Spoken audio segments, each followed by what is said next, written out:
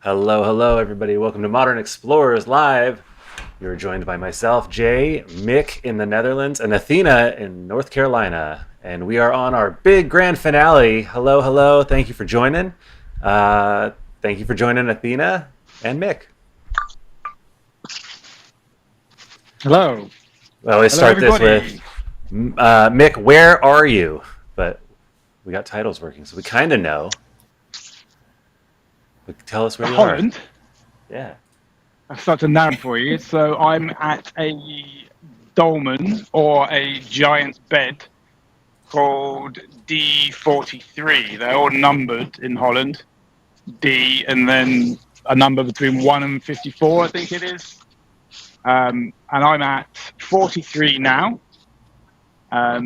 On the way back, I've been doing a tour of Sweden, and I'm currently driving back through this part of the world. So I've stopped off at some sites since our last live stream that we are going to talk about. Alistair was a really fantastic site. There was two dolmen I went to in Germany yesterday, which were pretty fantastic, which we're going to have a little look at, and a dolmen I slept at last night as well. So we've got about 5 sites to quickly talk about. The first thing to point out that one I'm at now is we've been noticing on our Swedish tour all of the talk of judges and judges sitting on, and this is probably the best seat I've seen on this entire tour. So yeah, I'm going to take a little seat on it, I think, and sit here for a little bit and see where we want to go from there. What sites you've been checking out the sites, Athena? What sites have interested you the most? Oh, I think that the judge's chair is quite fascinating because there's we think that they are burial grounds, but then also they could be gathering places to where they had judgments, meetings with all the people, the villagers. There's even talk about that it could be like priestesses that would gather with the maidens to share information Yes. with the women. Yeah, So that right. was pretty Well, fast. that's one thing that we're looking for. What were these megaliths for, and what did the builders build them for? And I think it's hard to know, isn't it? We're trying to work that out as a species. But one thing they definitely did was bring people together. 100%. People gathered at these places. Everywhere you go, it's for funerals, burials, or it's for rituals and all sorts of stuff has happened at these things. And even last night, I stayed at D49 last night, and when I went there in the evening, there was a ceremony going on. There's footage of it on the Google Drive, Jay. Of the in the D49 folder, it was quite interesting because the woman, there was almost like a priestess woman who was running some kind of thing. I watched it for about 10 minutes, and she kept burping. She was like as part of the ritual. So Let's work yeah, our way but I think you're back. right. Let's work our way back then, and we'll end with Alice Dinar, and we'll start with this one, and then we'll go into that footage of the the ceremony because it's awesome.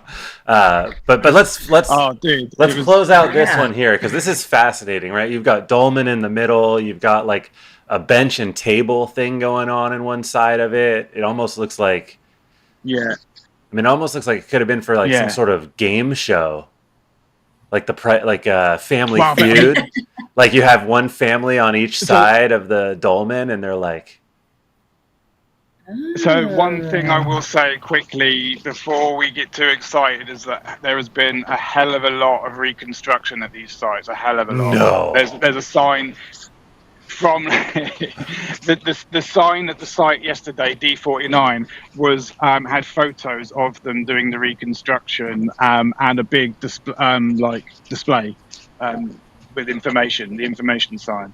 And they even said that they brought stones from I think it was D33. It was another dolmen anyway. They were even mixing the stones up because they didn't have enough at one site and that kind of thing. Yeah. And this, funny Why? enough, this brings Did they say why? this is a nice little. No, it was all archaeologists, and I'm not sure. It was all quite. You'll be able to see it. You'll be able to know better than me. The sign is interesting. Hey, listen. There's this good sign information. But go ahead. What do you got? No, I was just going to say that this ties in nicely with how me and Athena met. Athena and I met about 10 or 11 years ago in Jordan. She invited me to stay in her house. We'd never met before.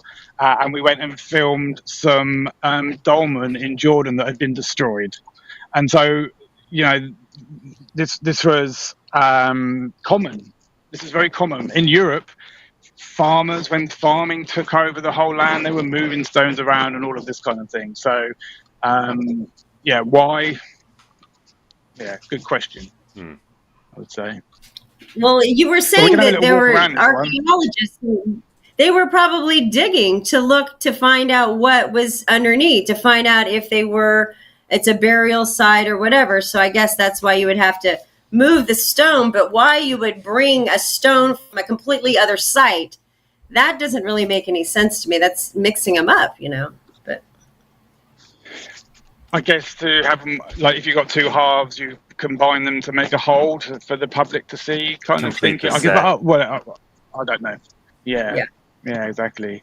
But this one's not very complete. I'm going to turn my camera around, so there might be a bit of a delay.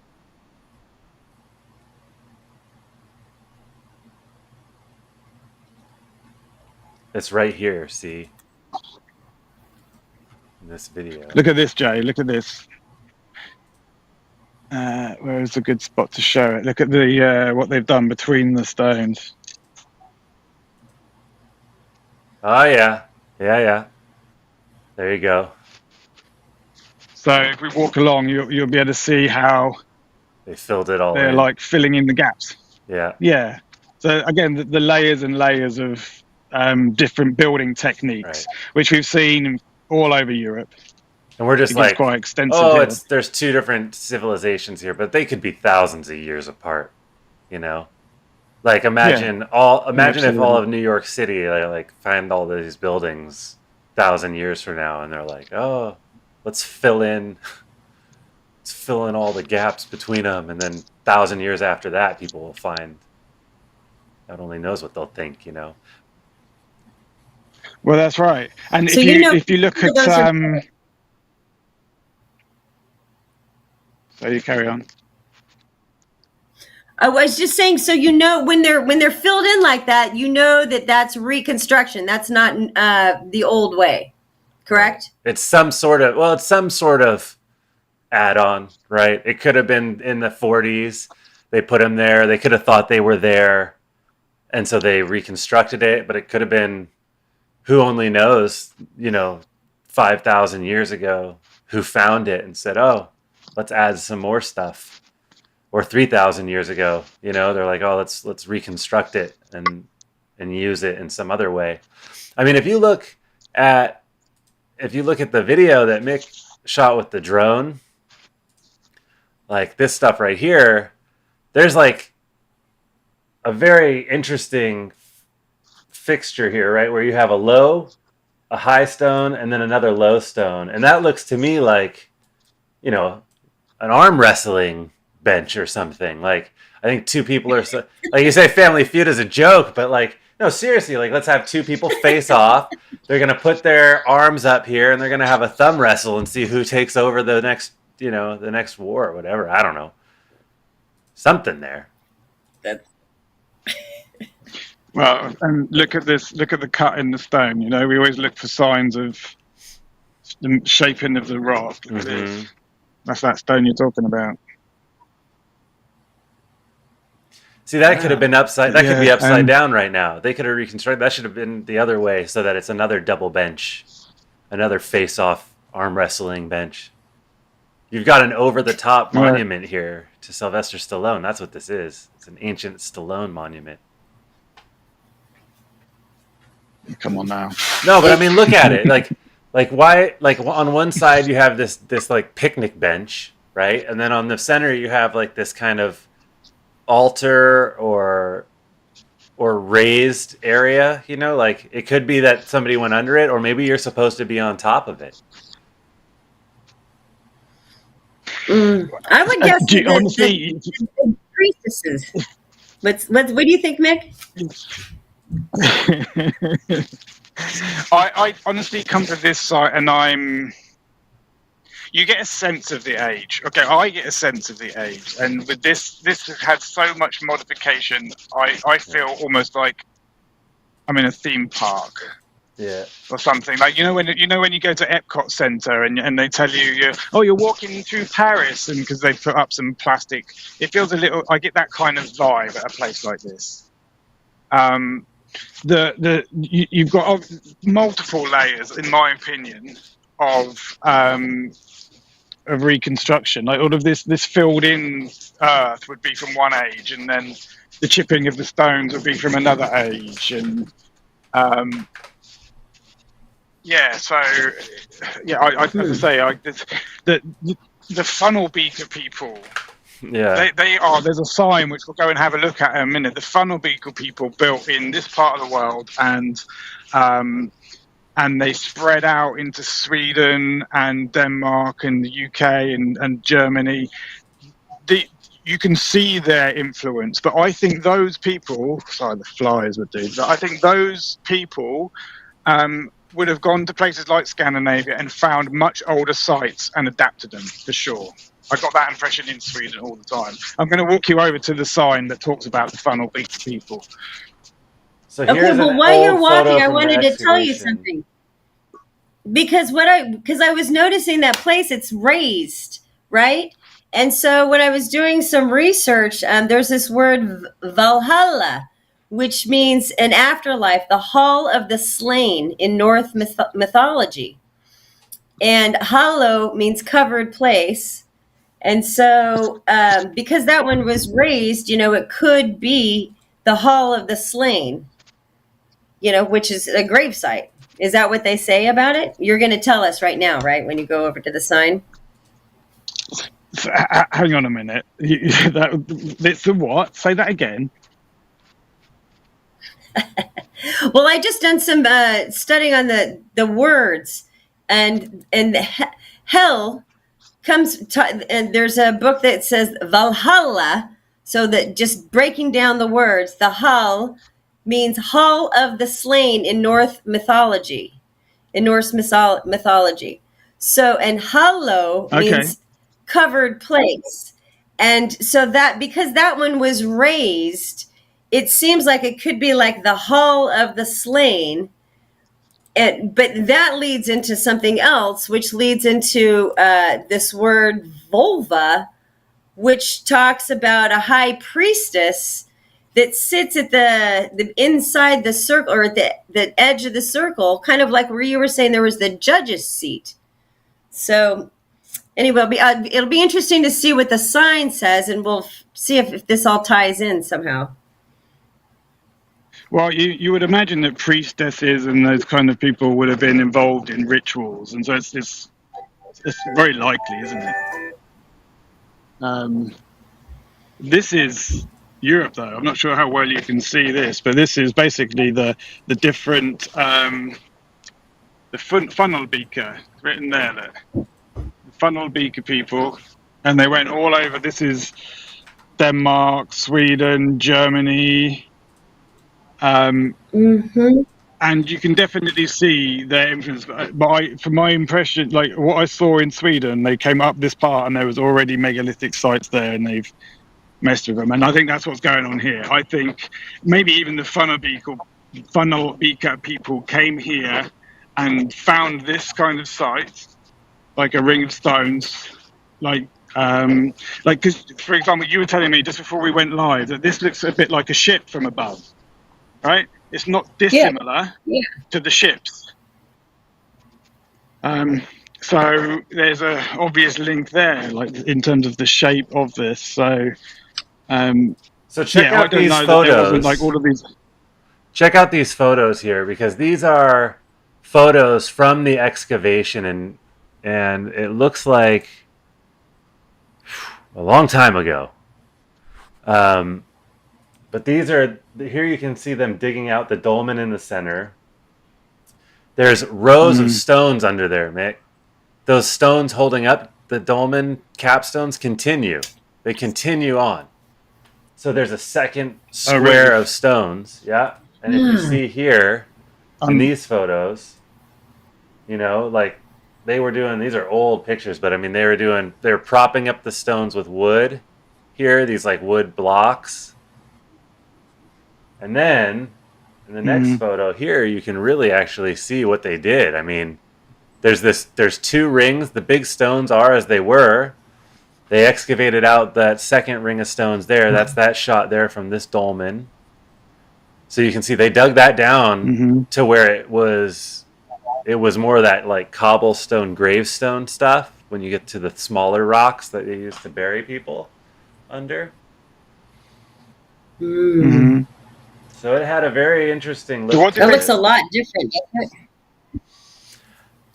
I mean, it doesn't look. What they found. It doesn't look that dissimilar though on the layout, does it? Like you can see right there, Mick, where you are. They separated those two stones, so the capstone is pointing to two stones farther away from you.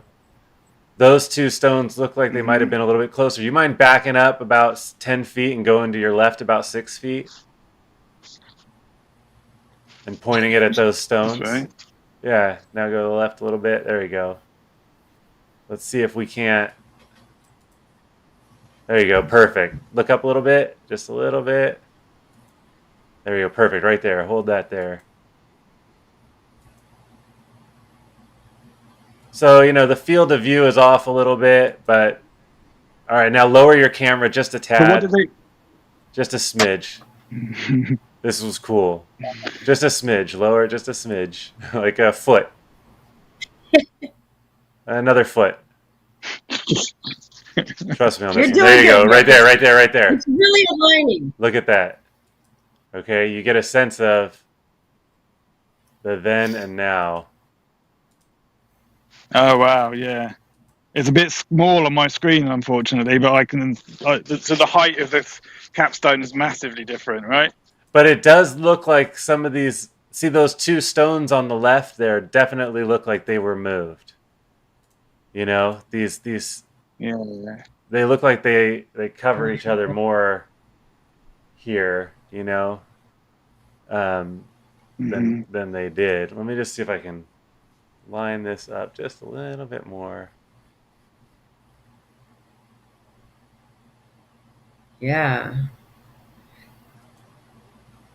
So where are the judges' seat from that stone that we're looking at? Would that be behind you, Mick, or in front of that giant stone? The judge's seat is right behind me, yeah, at the end. So Okay. I'll turn around now. It's over. It's right down the end there. Look. Now Okay. that excavation is right here, see?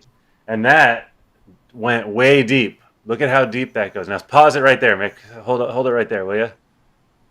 I want to just... Perfect. Yeah, so it's like covered up by earth, it looks like.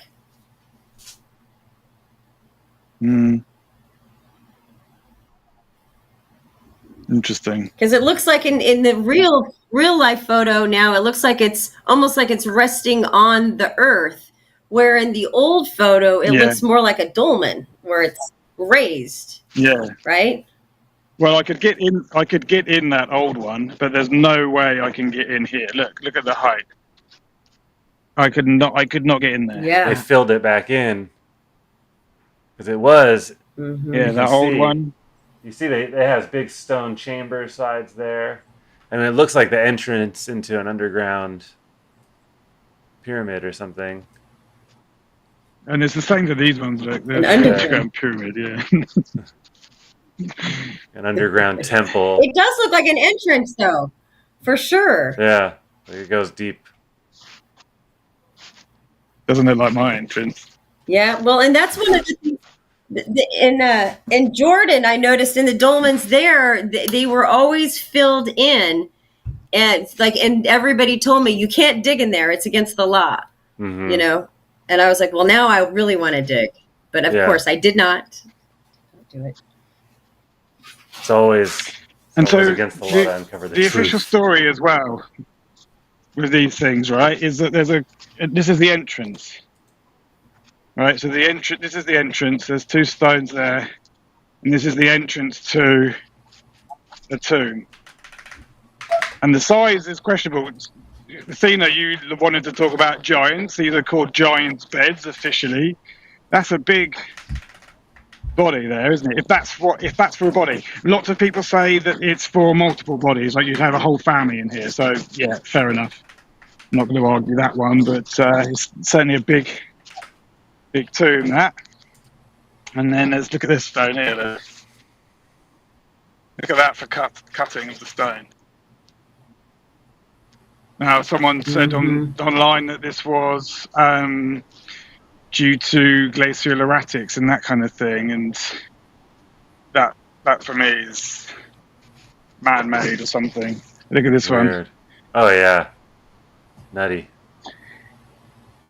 But they're all total. This is what normal rocks look like, isn't it? You know that. Obviously cut. Obviously not glacial. Obviously intentional. All right, let's talk about I'm going to turn my camera on. No, let's talk about D40. Which one was it? 49. D49, did you say? Yeah. Let's go back to D49. Well, that one, if you look at the drone footage of that, it looks like half a dolmen's been buried. So it's mound-like on the right-hand side of the footage you're showing there. Yeah. And then you've got the 3 big capstones, and then the outer ring, like whatever you call that, ship or. Yeah. Yeah. Wow. And this is where I slept last night, and where there was people doing a ceremony. It was quite quite interesting. But this is popular. They're popular, these sites. I mean, I don't think I've been anywhere where these sites have been so popular in Holland. I came to that one yesterday. It took me ages. I was waiting to take some footage with no one in it, and I was there for ages. So they're very popular, and I've had one of the ones in Germany. There was a whole bike tour showed up. Suddenly, like 30 elderly people were suddenly surrounded me in this dolmen. Here's a little family that showed up on their bikes. Yeah, that was cute. Yeah, they really liked me flying the drone. Yeah. But that was an interesting site. But that was where, if you can see on the sign now, you're showing it. That's it. Mm-hmm. They showed some photos of the reconstruction, and I think it was D33, wasn't it, where they moved a stone to that one there. Yeah. Here's how they did it. They had this big guy swinging around, trying to. What a shot! Of all the photos they picked, that one, right? Yeah, mate, you're gonna to show is hard. No easy task. Well, I have to come up to the scene to see it. Holy shit! Like it. That's how you did it. That's how they built the pyramids, folks. Nice. That's the secret right there. Spider-Man. Well, this dolmen that you just showed was very interesting because it looked like it was like a snail almost. Like you kind of walked in from a curve and it turned around. Is it like that? I mean, from above, that's how it was appearing. You see? It's kind of like a snail? Or is that just, a little spiral the shading?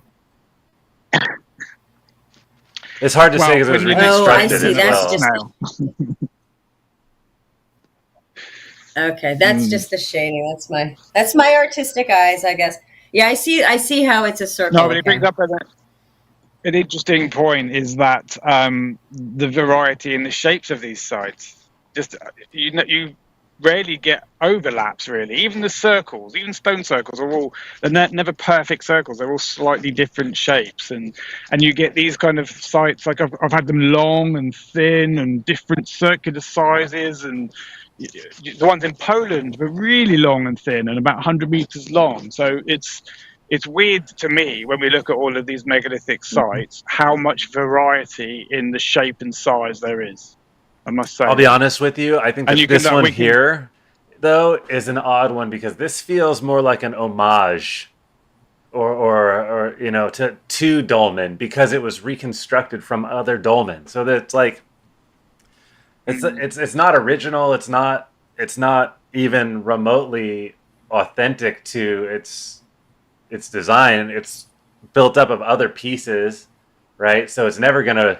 I mean, there's the knowledge and the ancient mystery is. It's not there. There's no mysticism to this because it's just pieces from other stones. It would, you know. Yes. The combination isn't like we would never know if the combination or magic was ever even remotely close to being right in this, which brings me to a point of why it's odd that they would choose this stone circle over all the other circles to have a ceremony at. But let's get into that ceremony.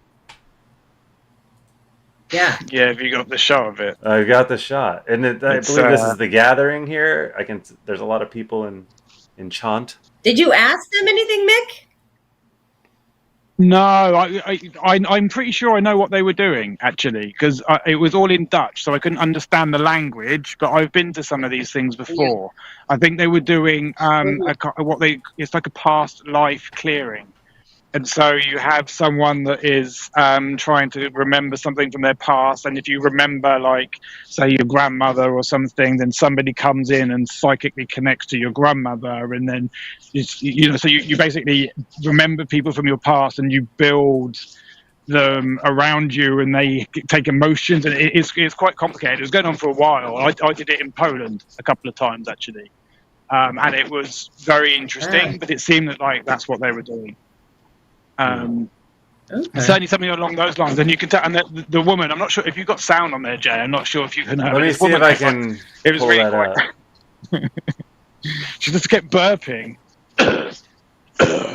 Like it was quite funny. It really was. Didn't expect it. They call those spiritual burps. I think that means they're clearing when you burp like that. It's a way of clearing. Pretty sure. Yeah, clearing gas. It's funny, but the first dolmen Can you hear I it? went to yesterday. Oh no, could you? Let me know if it's coming through. It was funny.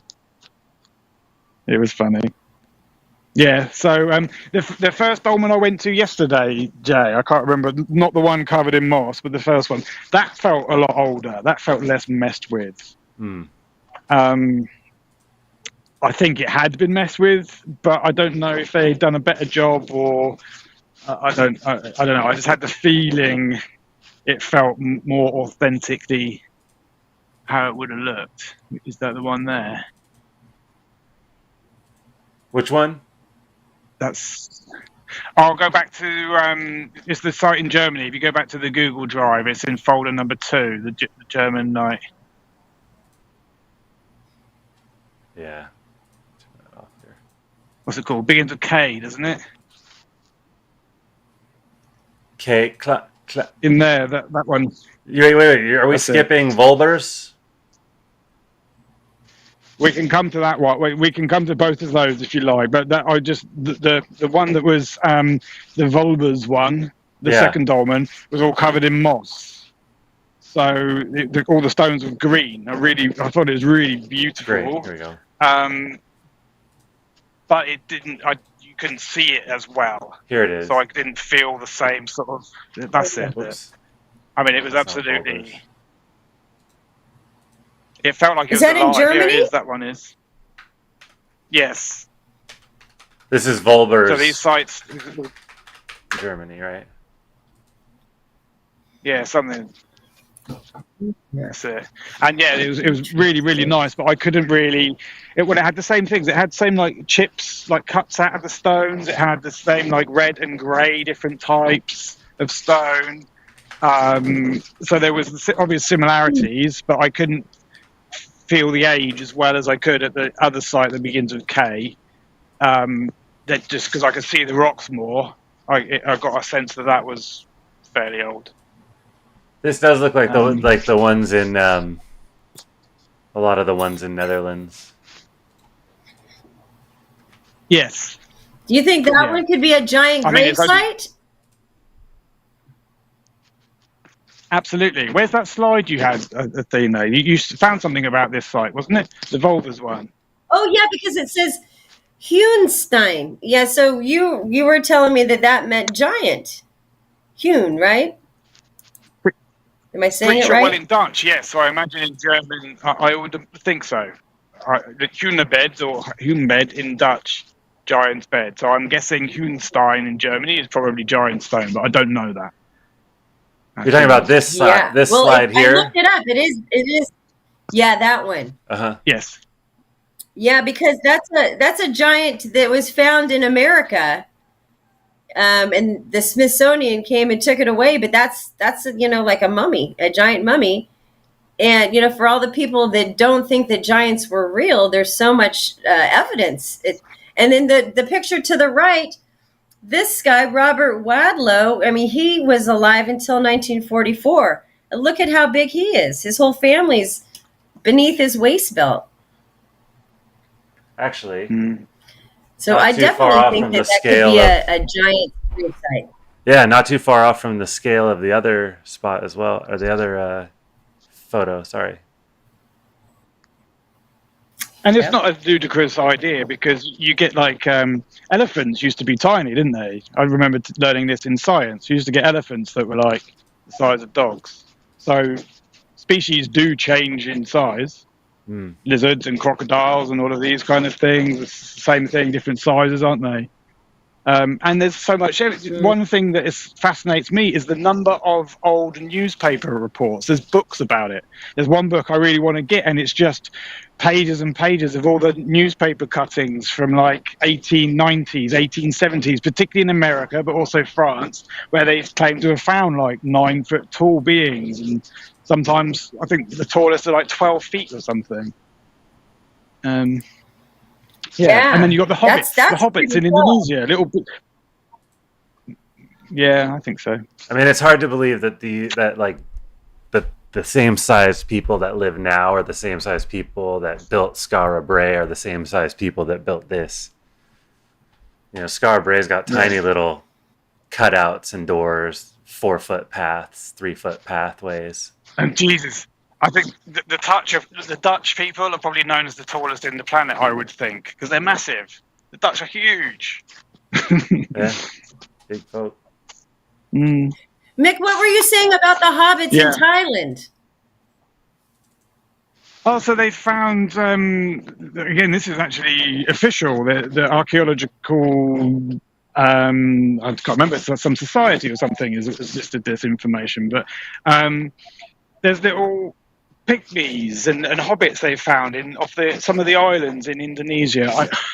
I'm going to sound stupid because I can't remember. This is something I saw years and years ago, and I can't remember the information. But I just remember it was basically a very similar to humans, but about 3 foot tall, but not like a dwarf. It was just more proportional, I think. But my point was, I was trying to end the flow of the fact that you get different sizes of beings. From this big to 12 foot tall. So the idea of giants isn't stupid at all. I think they found them in the mounds in America as well, haven't they? Or potentially have. Yeah. Well, where you're at certainly looks like it could be, or the one that he'd showed before in Germany, that certainly looks like it could be a giant graveyard, especially if it says it in the name. Well, let's go to the next site then, Mick, because this is Kleinenknettener Stein 2. The Return, the Revenge. Apparently. Yeah. Yes, something like that, isn't it? This site's massive. This is amazing. Yeah, it was a beautiful site. And this was like 3 tombs all within that same circle. You'll see when we get down there below the tree line. There was and the one in the middle, there's like 2 on the either end are bigger boulder-sized like capstones, and then the one in the middle there is much smaller. Although I don't know, that's probably 3 bodies, you would think, but at the same time, again, who knows with what the reconstruction. This was on a route. It was quite touristy. There was a route called the megalithic touristic route or something. I was driving along it for ages. So again, I think they get a lot of visitors. This is where I had about 30 cyclists all turned up while I was there, and but it was interesting to see that, because again, the variety in the shapes and sizes of these things. Here we go. We're at one now where there's 2 dolmen and 3 mounds. There's this one here where there's like 2 ones either side with big capstones and one smaller one in the middle. And I'm going to go to more. I'm going to try and do about 5 dolmen tomorrow and see. I bet I'll see variety in the shapes and sizes again there. Yeah. It's beautiful site though, really beautiful. But the last one we have to get to is where I was at. I just got off the ferry. In fact, Athena, you sent me information, and I wasn't even going to go to those 2 German ones. So thank you for sending me that, because they were well worth stopping at. There you go. Yeah, it's ginormous. I've never seen one that ginormous. Get it? Exactly. Yeah, it was huge. Oh, there's the cyclists, I see. So thank you. A ginormous group of them. Very neat. All right, so what do we have here? So I was just passing by those. What did they say? I can't remember. Oh, this is the megalithic route. There's a whole, it's like for the tourist board. Every sign said the same thing. A little bit of information about that site, but then it had the map and the route to this megalithic tour. It's a route where there's tons of dolmen, basically. Right. There wasn't much. No. Huh. But we should get to Alistanar. Now, this is a site I really want to go back to. I'm absolutely gutted. We were planning to live stream at this site, and I got there and there was just no connection, literally no connection at that site. I couldn't get anyway, so we couldn't live stream. But I'm going to go back and make a film. This was you can see why. I mean, it's on the bluffs and the coast. Oh yeah, on the top of the cliffs. Yeah. Next to a tiny little village. But I think it was 59 stones, I think the sign said, and it's officially it's a calendar. It was really quite special, and the footage is was hard to get. I'm going to say that, because there was all these. It's freaking windy, and there was a lot of tourists there. It was a really popular site. Yeah. That's one to go back to, I think. But it's fascinating. The calendar. Well, I looked up that one a little bit. Okay. You go on, Mick, and afterwards I'll tell you, because I looked up some information. So finish what you were saying about it, and then I'll tell some stats that I found.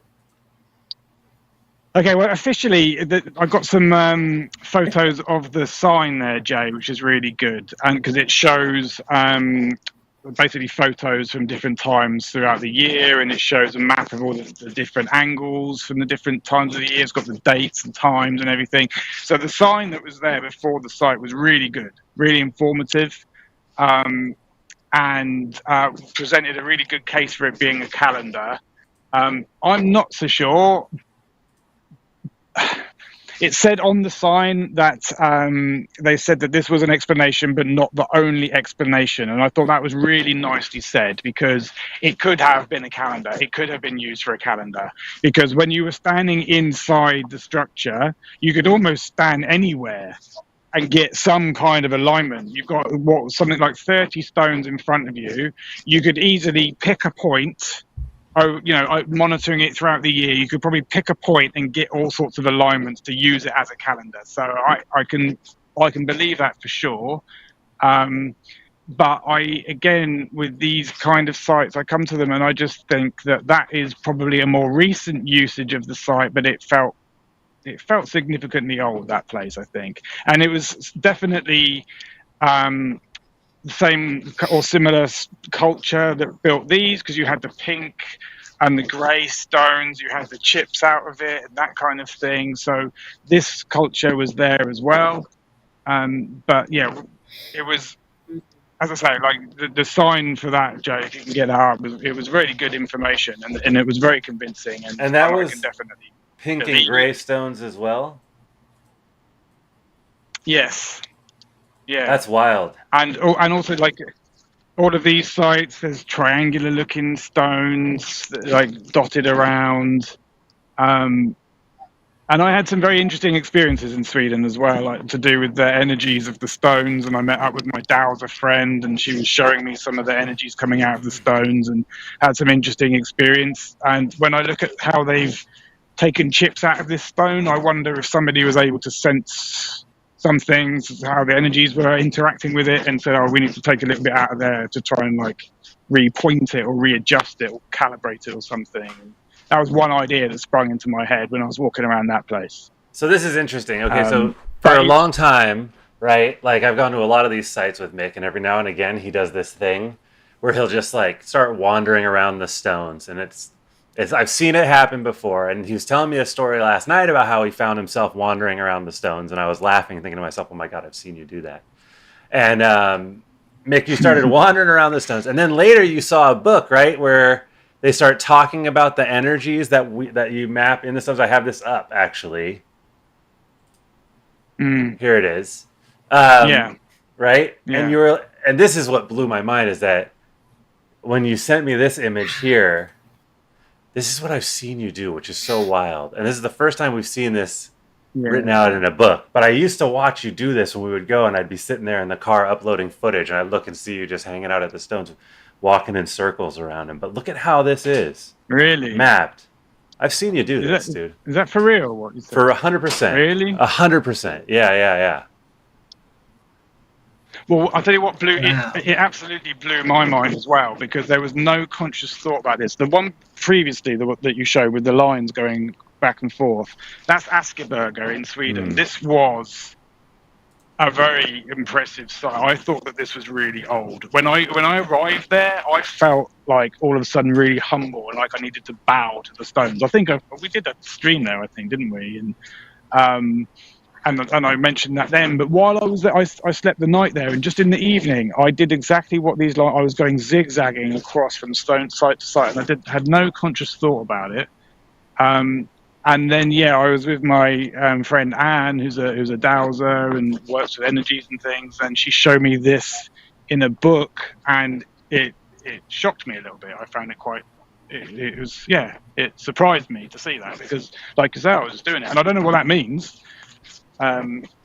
but I think that's what the story of these sites is much deeper than just they were used for burying bodies. To put it that way.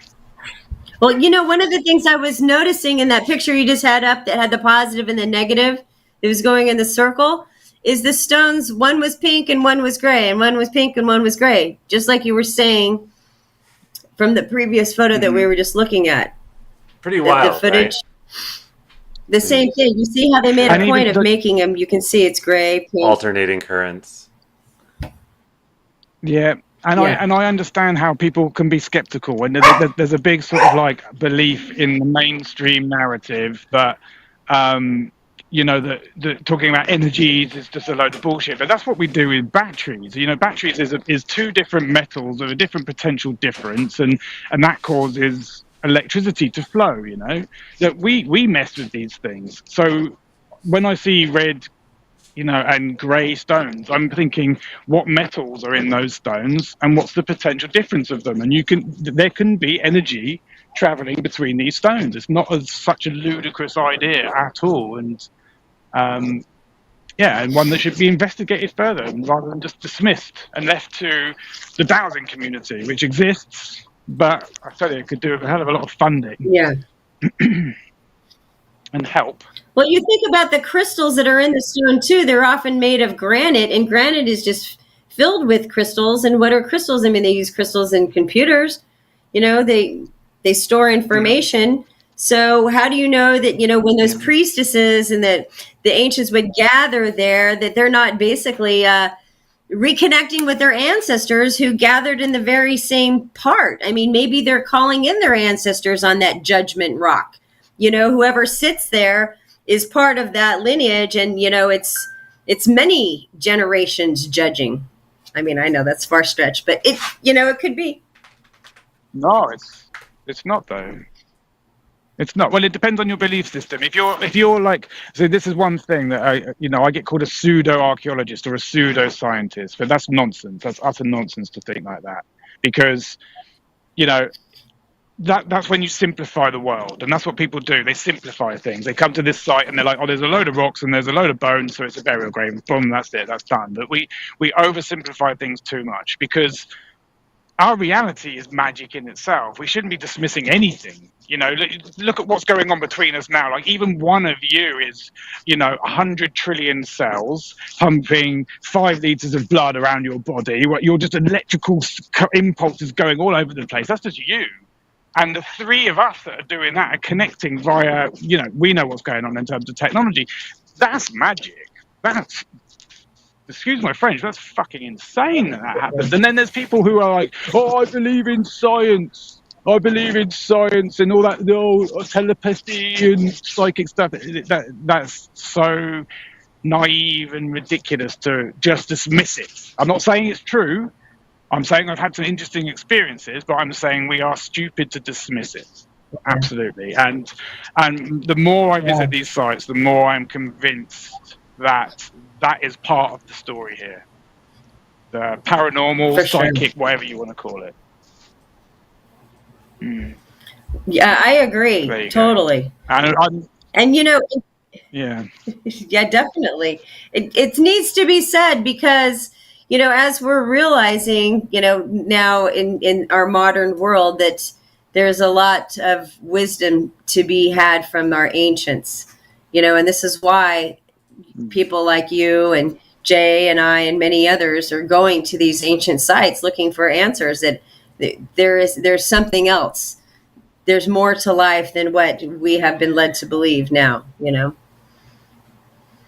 Well, and I wanted to tell you, because you were saying about this Alice Stenar is being a calendar, and so it said that the Vikings were believed to follow the sun, throughout the year, which many cultures did, but at this particular place on midwinter, the shortest day of the year, the sun rises on the southeast stone and sets on the stone in the middle in the southwest. So on that day, a quarter of the ship is in daylight and 3/4 of it is in the dark. And so it definitely was used as a sun calendar. Right. And I think, and they said the date was between 800 and 1050. Yeah. It's delayed. That's complicated. Yeah, we do, but that's signs of intelligence, isn't it? Jesus, even if it is a calendar, that's if the builders did make it as a calendar, which is a common story. We've seen that at many sites, from Ireland to Scotland, all over the world, France. Yeah, and that is, if it is true, which as I said to you, when I said that, I said it's very impressively presented and good looking evidence, so I can believe it for sure. And that's very impressive to build that. That takes some intelligence, doesn't it? It's a serious level of intelligence. I couldn't do that. Oh, there you go. I don't think. Yeah. Well, and those stones weigh 1.8 tons each. So then you think about that, about how they moved them. And, there's all the theories of people pushing them and rolling them and this and that. But you never know if they could levitate them. I mean, I know this is a whole different thing, but look at the weather too. You only have access to that build site half the year. The other half of the year, the conditions are far too dangerous to try to sit out there and push rocks up a hill. Right. Like, look at there's snow. Like, there's snow in some of these photos. Yeah. Which I can imagine are probably around the same. Well, it says that the length of that whole site is 67 meters. So in feet, that's 200 and, almost 220 feet. And with 19 meters in width or 62 feet in width. That's humongous. Maybe that's the size of a giant ship. That's probably why they call it, part of the ships. So The there's how two, the you talk about sundial crystals, I works. think then. See Yeah. if you can find, I think I took some video clips or something. The two end stones were just giant crystals. They were probably 3 meters tall. And it was literally just a big crystal. It was amazing to look at that. I think that's more than 1.8 tons. So some of the smaller ones probably, yeah. Wow. What a sight, huh? What a sight. Yeah. Also, shout out to Bab in the world. It's Excuse your French, my friend. I arrived too late, but maybe next time I will join you for the discussion. Bab, hit us on that replay. Thank you very much for coming. Nice. Appreciate having you here. Anytime's a good time. Yeah. This poor guy again. Yes. I hope. Okay. Is that in the middle of the nice stone, camera. or is that at the end? Mick, is that where that guy was Yeah, bowing no, down? Is that like... That's in the middle, That's taking a picture. there's 3 stones in the middle, right? And so there's places where you're supposed to stand for certain parts of the alignment. And there's one, that stone in the middle has got like a really interesting shape. It's got like, if that's flat, then it's got this like molded part out of it. Again, I'm not sure if you can see that, Jay, but it's like been shaped. So the energies are doing something in that context to do with those stones, I believe. The other thing to talk about energies is the ley line energies. Again, like meeting up with the dowsers and those kind of people to talk about these things. This site is at a point where loads of them come together. Absolutely tons of them. I think I might have sent you that one, Jay, but probably a few days ago. But yeah, but the point where all of these ley lines meet, again, I'll probably put this in a film one time because that was such an impressive sight. But so the energies is a big thing at that place. Absolutely. They definitely have to be more than just burial grounds. I mean, even though I could see both sides of the story, you could see that they were burial grounds, but then maybe they were also used as something else, like we're talking about, the gathering for the people and a place to exchange information. Because you're right, if it's, the weather is so terrible most of the year, then, this is why everybody comes out of the midsummer, to have these festivals and exchange information. And yeah, thank you for showing us, Mick. I mean, my gosh, you have been on quite a journey since the last live. I mean, you've been to what, 3 countries? Since the last live? Yeah. I mean, yeah, I came from Sweden and across the ferry, 9-hour ferry down into Germany, and then drove through Germany into Holland.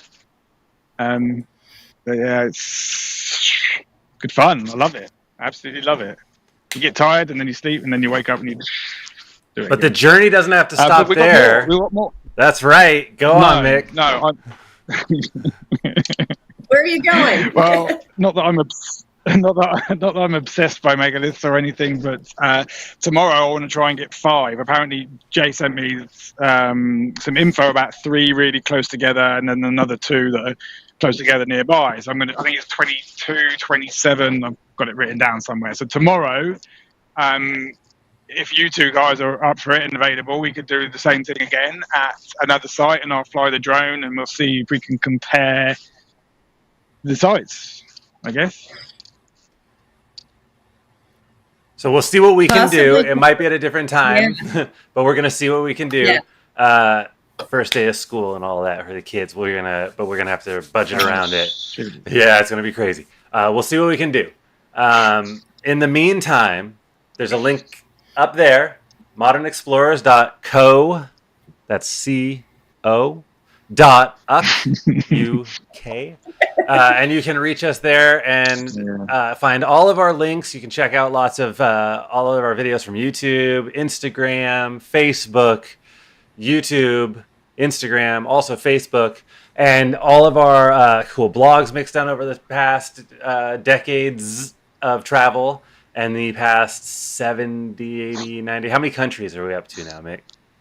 How many countries are you up to now, Mick? For me, 90. Yeah, 90. I'm up to 90. All right, so here's where it 90 gets countries. crazy. We're approaching 100 countries, right? We're 10 countries away. This is going to be a very cool journey, folks, and I think everybody here is here for the start of it, and it's going to be something that we're going to really have to take up and explore and really have fun with, because when you hit 100 countries, I mean, that's going to be huge.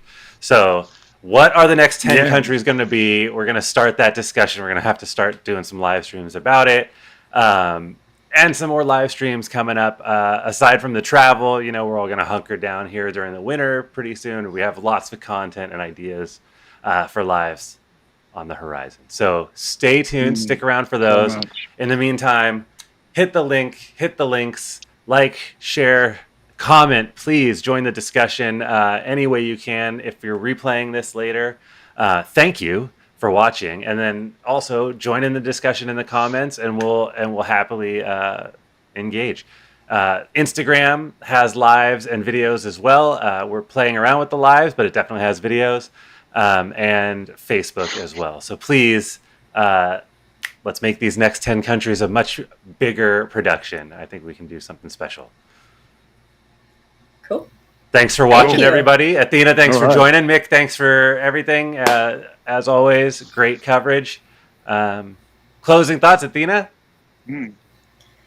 Awesome. Thanks for having me. And, you know, you're the way that you were able to show the drone footage, you know, Mick, great footage, and Jay, the way that you were able to show it and line it up, I thought that was excellent. So good. Thanks, Good tech Athena. stuff. You know how we do? Yeah. All right. All right. Well, bye. Mick, you want to close it out? Yeah. Yeah, I'll just quickly say something. Yeah, thank you for joining us, everyone. If you've watched this to the end, then you will definitely be somebody who's into these kind of sites. Please comment on Instagram or YouTube, as Jay has said. Contact us. Maybe you can be involved in this as well. We like, you know, we're not trying to get millions of views on this. We're trying to build a community, and you can join in by following us live or commenting afterwards. So yeah, thanks for coming, and please join us again. Awesome. All right, folks. And that has been our megalithic tour of Sweden. And I don't know. There's like that's the end, but it's not really the end. There's an epilogue coming, I'm sure. So, yeah, as we said, we'll talk to you very soon. Thanks for joining, everybody. All right.